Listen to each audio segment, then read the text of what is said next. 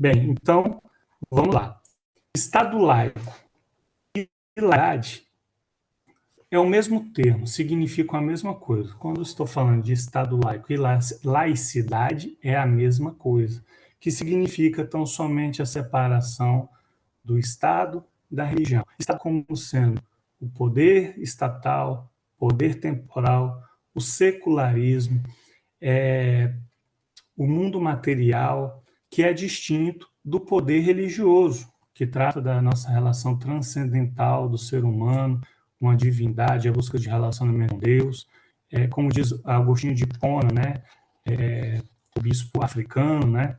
Santo Agostinho, de levar os homens para a cidade de Deus. Então, há essa distinção. O Estado é laico quando faz a distinção do poder temporal do poder transcendental. Bem, se a gente olhar o que consta no nosso artigo 19, inciso 1, eu vou pedir licença para ler, a gente consegue verificar a presença de várias características da laicidade brasileira, combinado com o Código Civil, já vou dizer. Olha o que diz o artigo 19, inciso 1, da Constituição da República Federativa do Brasil de 1988.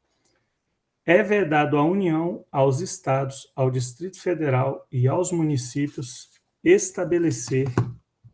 Vocês estão me ouvindo? Está tudo certo?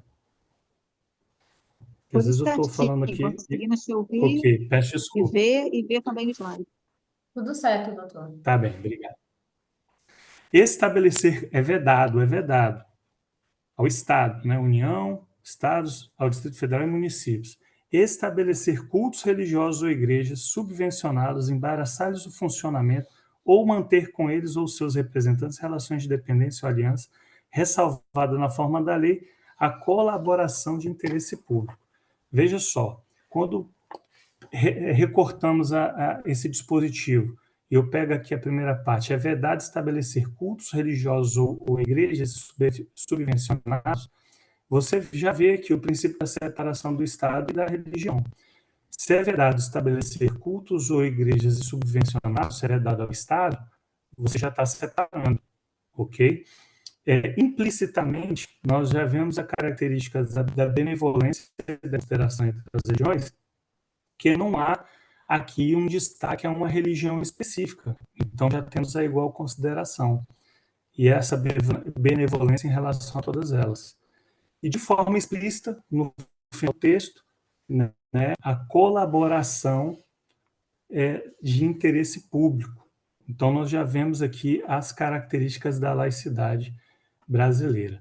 Quando nós falamos aqui nesse dispositivo ainda sobre embaraçar-lhes o funcionamento, a gente vê que, além do princípio da separação, também o princípio da liberdade. Então, quando você não embaraça, o Estado não embaraça o funcionamento, confere a liberdade de organização que está previsto no artigo 44, parágrafo 1º do Código Civil.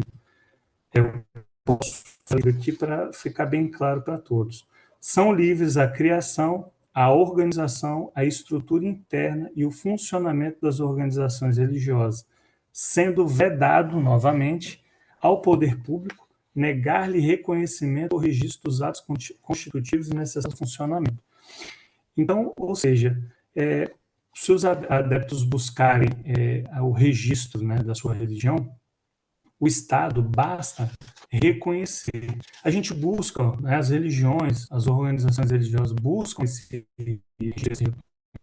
para fazer jus à proteção conferida pela liberdade religiosa no que tange à efetividade dessas características, né? Como, por exemplo, a assistência religiosa, a imunidade tributária, dentre outros direitos que as organizações religiosas possuem. Então é isso. O Estado não se miscui, não interfere na doutrina das religiões. Não pode legislar nem enterrar a moral. Isso é papel das religiões. Nós temos, inclusive, uma polêmica recente aí dessa semana acerca da ação direta de constitucionalidade por omissão, ADO 26, e que assegura o direito dos religiosos pregar o conteúdo moral da sua doutrina. O que consta ali, por exemplo, nesse caso é um pastor e um padre falando sobre a moral sexual prevista na sua dogmática, nos seus dogmas, que isso é assegurado, esse conteúdo moral é assegurado pelo Supremo Tribunal Federal, que não pode ser considerado crime de homotransfobia, perfeito? Então, quando um clérigo, um religioso, fala sobre que a doutrina aborda a questão da sexualidade, o STF já pacificou por meio da ADO 26 que não é crime de transfobia. No caso do padre, foi até pior, porque além dele ter sido denunciado por homotransfobia, também lhe foi atribuído crime de discurso de ódio, que também está completamente equivocado, porque a caracterização do crime de discurso de ódio ele precisa passar por 3 elementos que caracterizam o discurso odioso, né, que é a cognição, a valoração e a supressão ou eliminação de direitos daquele que é alvo do discurso. Então, enquanto você diferencia e valora a sua fé, sem incitar o ódio ou determinar a supressão de direitos de terceiro, você não comete discurso de ódio. Então, isso está sendo, infelizmente, está até tendo uma petição aí para chamar a atenção do STF para que reforçar o que consta ali nessa decisão da ADO 26. Mas não vou entrar mais